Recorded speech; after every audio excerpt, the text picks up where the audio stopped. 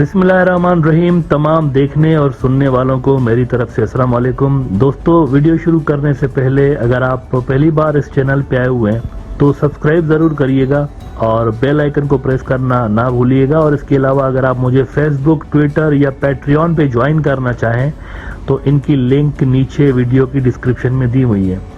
और अगर आप मेरे लिखे हुए बुक्स पढ़ना चाहते हैं तो उसकी भी लिंक नीचे डिस्क्रिप्शन में मौजूद है।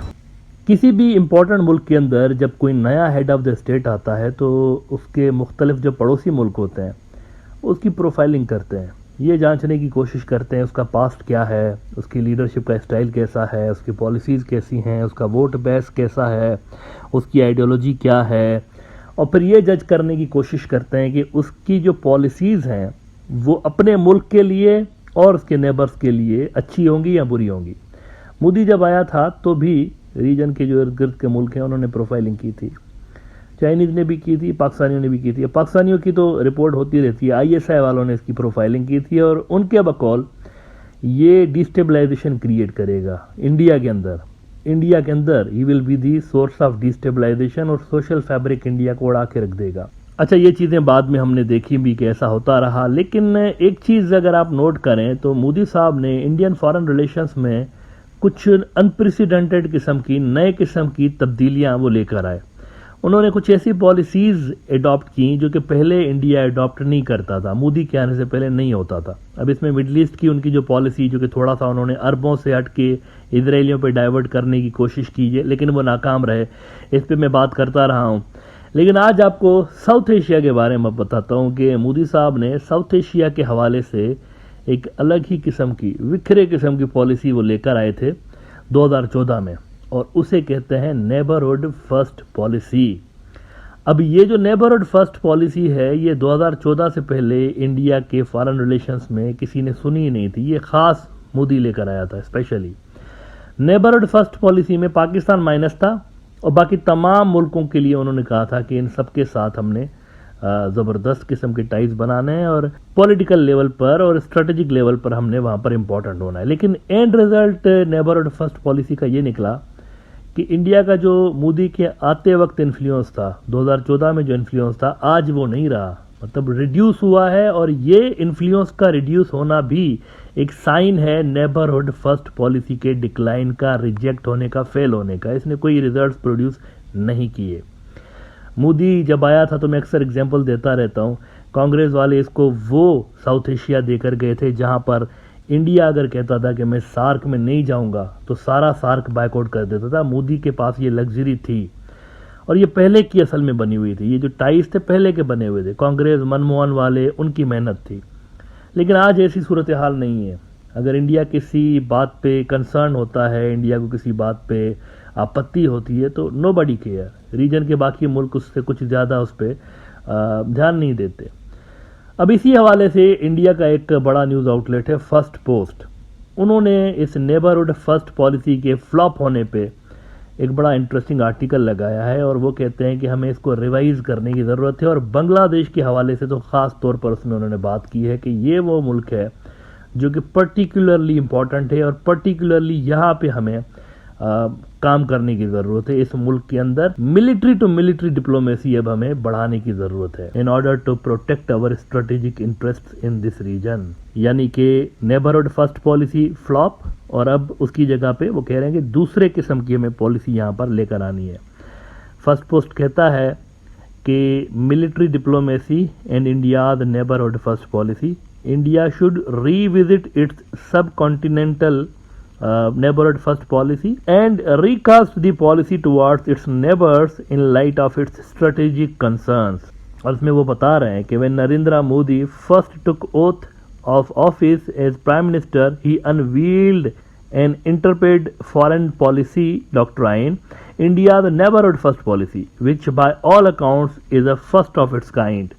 लेकिन वो कहते हैं कि but the last 9 years have not quite translated the ambitious project into reality। ये जो नेबरहुड फर्स्ट वाला जो प्रोजेक्ट था उसकी बात हो रही है।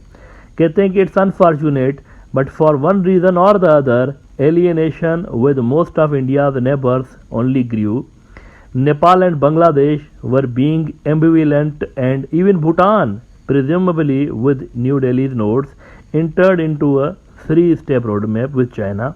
The Chinese had already made robust inroads into Sri Lanka, and less said the better about the People's Republic's all-weather relationship with Pakistan and even Afghanistan after the latter's second Talibanization. Now इसमें वो कह रहे हैं कि 9 साल में हमारी जो इन्फ्लुएंस है हमारा रीजन के अंदर चाइना के मुकाबले में तो ख़ास तौर पर डाउन हुआ है, इसीलिए हमें दोबारा से देखने की ज़रूरत है कि कहाँ गड़बड़ हो रही है। और बांग्लादेश के हवाले से कह रहे हैं कि इनके ऊपर अगर आप काम करेंगे तो कोई वजह नहीं है कि ये आपके साथ ना आए, पॉसिबिलिटी ये है कि वो आपके साथ आएंगे। क्यों, इसकी वो रीजंस बता रहे हैं।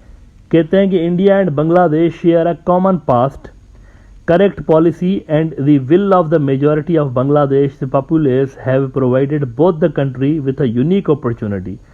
Bangladesh cannot ignore a country that abuts it on three sides. Strategically, even its southern mouth faces a superior power in India's navy. It is therefore only rational that geography and commonality of both countries, dilemmas and agenda should bring them together. कहते हैं हम तीन तरफ से हैं और पानी के अंदर भी आप देखें तो हमारे रास्तों से होकर ही तो इनके पानियों की तरफ जाया जा सकता है। तो ये जो जियोग्राफिकल मुद्दे हैं ना, इस वजह से बांग्लादेश जो है वो मना क्यों करेगा इंडिया के साथ डीप स्ट्रेटेजिक टाइज में आने के लिए। लेकिन यहाँ पर मसला ये है कि राइटर साहब दो तीन चीज़ों को इग्नोर कर रहे हैं। नंबर 1, बांग्लादेश की सप्लाई चेन, वो और इवन खुद इंडिया की सप्लाई चेन चाइना पे डिपेंड करती है। नंबर 2, बांग्लादेश की इन्वेस्टमेंट सबसे ज़्यादा चाइना से आती है और इंडिया उतनी इन्वेस्टमेंट उनको ऑफर नहीं कर सकता। नंबर 3, बांग्लादेश की मिलिट्री का अक्सर जो हार्डवेयर है मेड इन चाइना है और इंडियन मिलिट्री के साथ अगर वो उनकी बिल्कुल उनके साथ बैठ जाते हैं तो उनका पूरा का पूरा मिलिट्री का जो स्ट्रक्चर है उसको रीडिफाइन करना पड़ेगा, दोबारा से जीरो से स्टार्ट करना पड़ेगा ऑलमोस्ट। और इंडिया खुद इंपोर्ट ओरिएंटेड आर्मी है, तो बांग्लादेश उस आर्मी के ऊपर कहां से रिलाय कर सकता है प्रोक्यूरमेंट के एतबार से, जो कि खुद बाहर से ले रही होती है। ये वो टेक्निकल मुद्दे हैं असल में जिस पे अगर राइटर साहब थोड़ा सा लिखते ना तो बेहतर होता, मतलब थोड़ा समझाने की कोशिश करते कि ये जो असल मुद्दे हैं, मतलब ये रियल इश्यूज हैं जो कि असल में इंडिया को पीछे कर रहे हैं। ज्योग्राफी का इस तरह होना that's not a big issue. भाई आप देखें मिडिल ईस्ट के अंदर भी इजराइल का भी यही मसला है ना, तीन तरफ से उसके अपोनेंट्स हैं और एक तरफ से पानी है, उसका समुंदर है। तो उन्होंने क्या इस वजह से अपनी फॉरेन पॉलिसीज आज तक तब्दील की हैं? क्या नहीं हुआ ना इस तरह से। तो ये ज्योग्राफी जो है फैक्टर होता है, लेकिन असल जो चीज़ है वो मुल्क के अपने जो इंटरेस्ट्स होते हैं, स्ट्रेटेजिक इंटरेस्ट, सारा मसला उस पर होता है। और बांग्लादेश की जो फॉरेन पॉलिसीज बन रही हैं वो उसी के हिसाब से बन रही हैं पिछले काफ़ी सालों से लेके। और फिर फर्स्ट पोस्ट में राइटर साहब कुछ ऐसी चीज़ें कह रहे हैं जो कि मेरे ख्याल से इम्पॉर्टेंट ज़रूर हैं, लेकिन इतने भी इम्पॉर्टेंट नहीं है कि उस वजह से बांग्लादेश अपनी कोई फॉरेन पॉलिसी में इतनी तब्दीली बड़ी लेकर आ जाए कि चाइना को वो इग्नोर ही कर दें बिल्कुल। वो कहते हैं Bangladesh can not wash away its most proximate neighbour, while India's foreign policy would have to be constructed by its own concerns.